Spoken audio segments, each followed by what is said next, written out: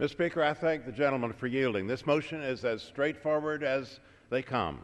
The PATRIOT Act should be enforced in a manner that doesn't violate Americans' constitutional rights, and those who believe their constitutional rights have been violated should receive fair and equitable treatment by the courts. I can't imagine any of my colleagues from either party voting against this bedrock principle that the executive branch should respect the Constitution when it comes to investigating American citizens. After all, each of us took an oath of office last month to support and defend the Constitution of the United States against all enemies, foreign and domestic.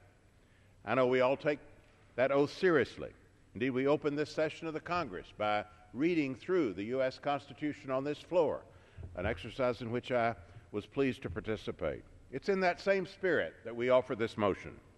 For while we have differing views on how best to protect our national security while upholding our cherished liberties, and in this case, on whether the enhanced authorities in this underlying bill are still needed nearly a decade after the September 11th attacks, we should all be able to agree that the United States Constitution is our last line of defense in cases where an American's civil liberties may be threatened. So, by assuring that the exercise of these powers doesn't violate our basic constitutional rights, this motion would provide a safety net to protect American civil liberties in the absence of a more comprehensive review of the PATRIOT Act. The second part of this motion states simply that Americans who believe their constitutional rights may have been violated by the government should receive the same expedited consideration by the courts that the government already receives.